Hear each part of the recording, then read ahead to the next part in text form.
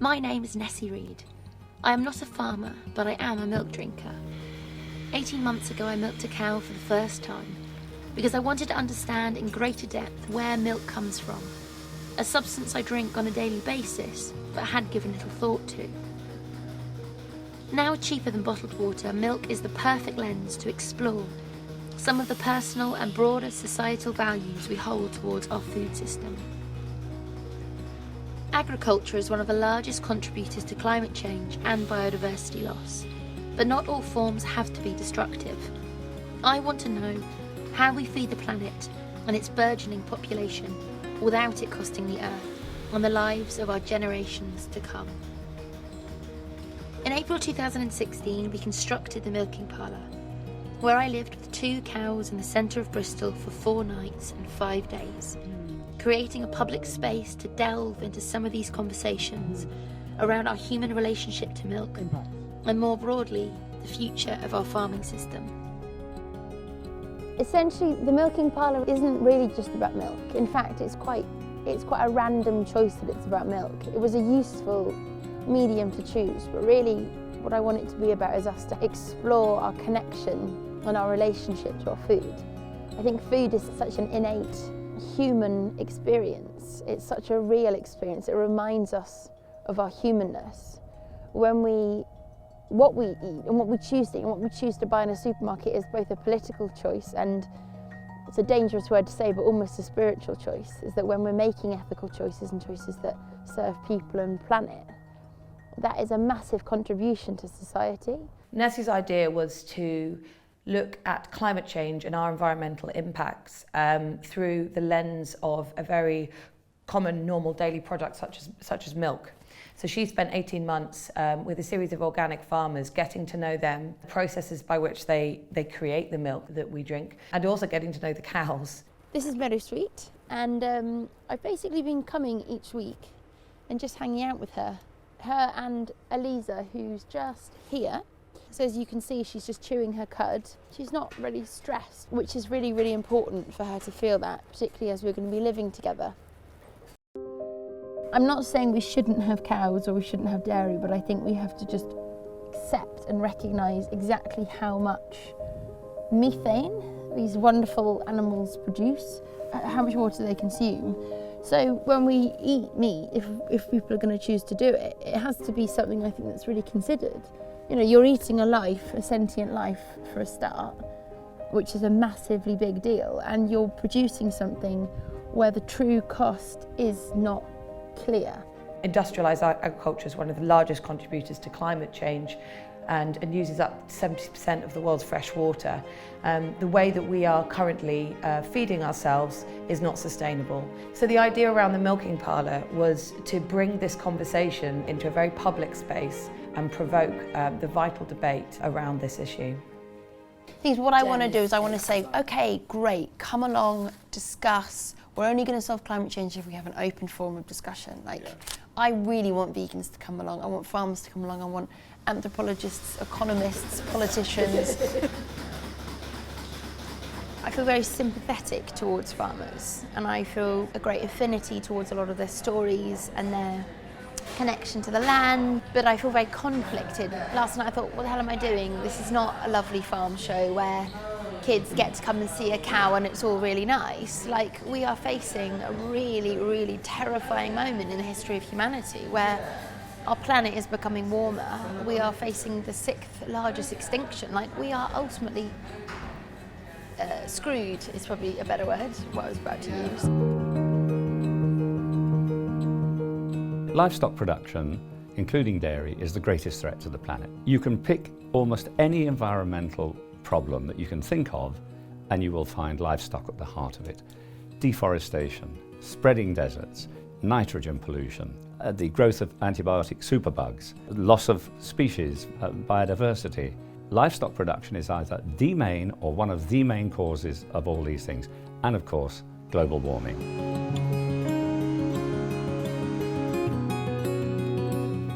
Basically want the whole exhibition to be an invitation for people to come and think about their relationship to food, to milk, and also an invitation to kind of write their opinions and get involved emotionally.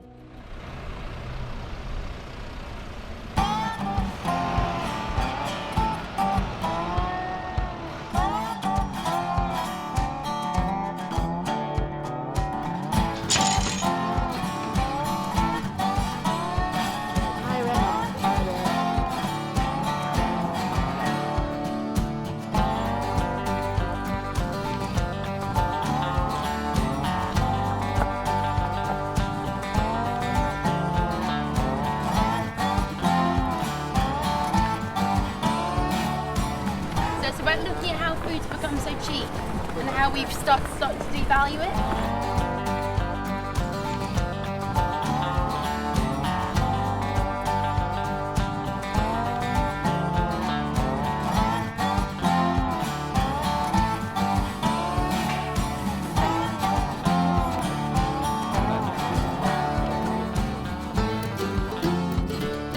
I have to say, this morning when I woke up at 5 o'clock, I was feeling a little bit trepidatious, but now it feels really good. The cows are chewing the cud.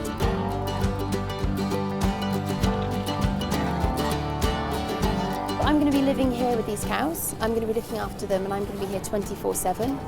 And I'll be the kind of chief caretaker, milking them 3 times a day and sleeping with them at night.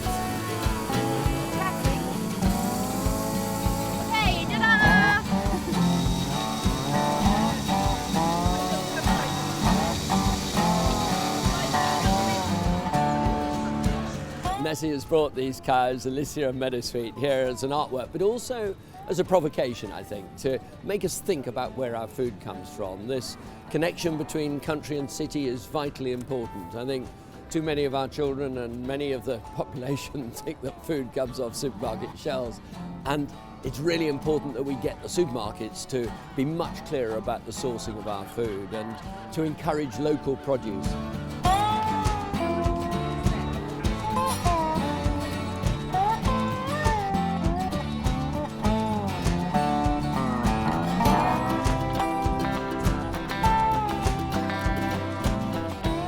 Is this incredible, amazing beast that has this amazing food source hanging right there. This thing that used to be so revered and so valued throughout history, and in the past 50 years now, it's what's called a lost leader in the supermarket. So supermarkets use milk as this kind of cheap product to hook people in. About 96% of dairy farmers have been forced to close down in the past 60 years. And it begs lots of questions about our economic system, our environmental system. So after 18 months of research, it's been a huge amount of tributaries of thought in one direction and then coming back. But ultimately, I hope I can invite you all to use the Milking Parlour as a space to discuss and to think. I really believe that everything should be understood and not necessarily feared in life.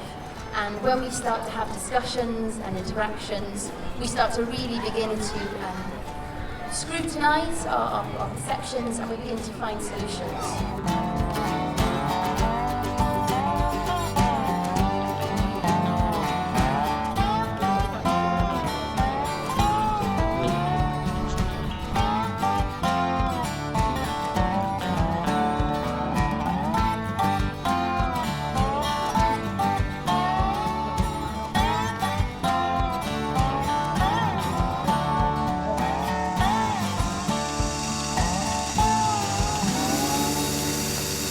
Animal welfare people want to close the show down.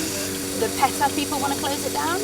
But I feel really disappointed that they're not willing to let the show happen and come and use it as a debate space.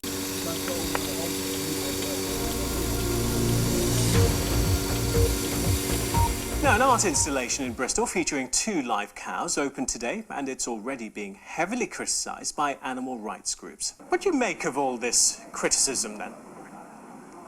I'm really glad. I'm really glad that people care. I'm glad that people are worried. I've fought for animal welfare and animal rights for most of my life, most of I can remember. So I welcome it, and I welcome everyone to come, to join the discussion and to be part of it. The fact is that they're in an environment where there's a nightclub nearby. Are you not slightly concerned about that? Meadowsweet here is about to fall asleep. She's got her ears down, she's fine, she's been eating, chewing the cud. At farm shows there is drinking and there's fireworks and there's noise. Also to say that these cows, they live in a tin barn, and I don't know if you've ever been in a tin barn in the middle of a storm, but it is one of the loudest things. Farms are noisy, hectic places.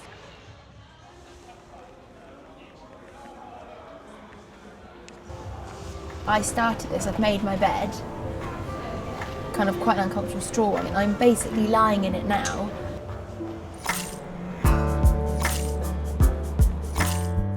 Is it a good way to provoke debate about the origin of our food. Keeping 2 cows close to the biggest nightclub in Bristol, is that the way to do it, or is it absurd? 0500 280 8091, email vine@bbc.co.uk. By visiting this exhibition, the public will learn nothing about the dairy industry's most disturbing practices. I think what's most important of all here is you are discussing the issues, and it's on prime time Jeremy Vine's show.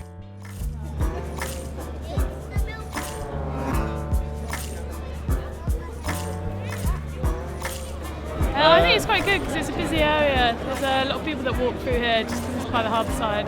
It's quite a nice area, so it attracts a lot of people. So I think it's quite a good way to grab some attention.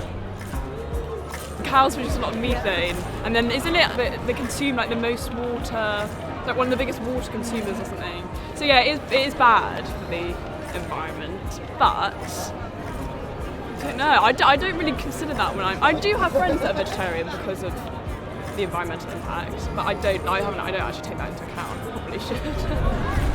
We were just talking about this. So for a pint, it's natural to eat meat, but not necessarily to breed it for us. So if it was, back in the day just hunting, it's kind of okay. But the fact that we have to breed it just to have enough seems a bit excessive.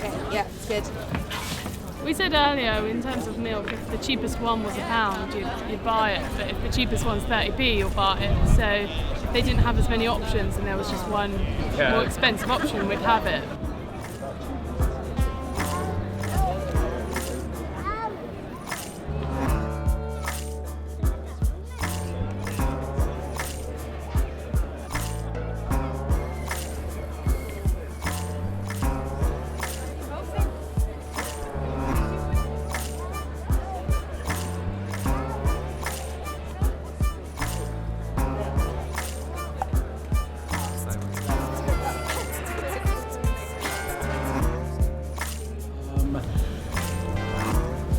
Highly genetically improved cow produces 50 to 60, maybe sometimes more than 60 litres per day, and that is physiologically that's equivalent to being an Olympic athlete. At the end of the day, it comes down to economics, and if the consumer is prepared to pay more for their milk, milk can be produced in a more friendly and more sustainable way. My personal view is high input farming, high input dairy farming is not particularly sustainable.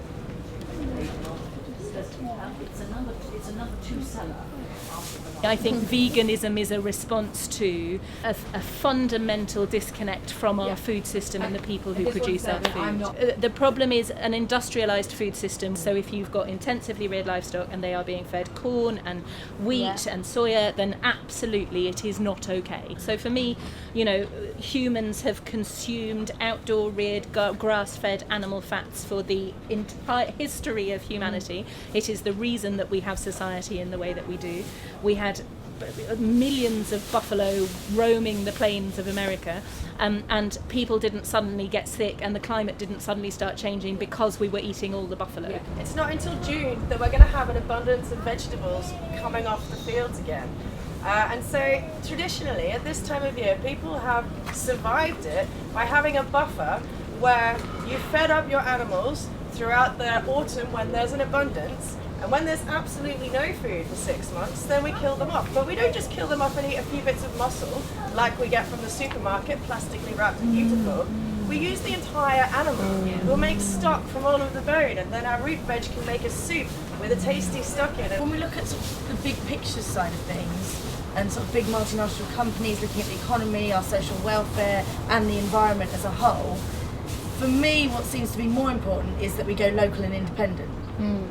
More than anything else is if we try and shop as locally and as independently, then we start to take those bigger entities that are part of sort of the capitalist model and globalisation, and we start to move away from that.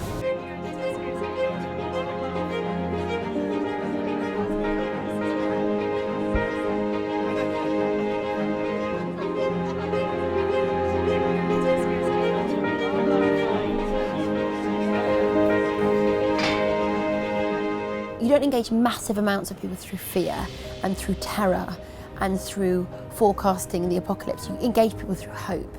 If people can come along and feel hopeful and excited and there's possibility, that's how real change happens. Our neoliberal capitalist system wants us to feel totally apathetic, totally useless, so that we are just stuck in this monolith of governments and institutions that we can't get out of. We can. Everything changes. Someone might go home and go, hang on a minute, I'm going to eat some meat, fine, but I'm just going to stop for a second and think about where it comes from. I genuinely believe that people care.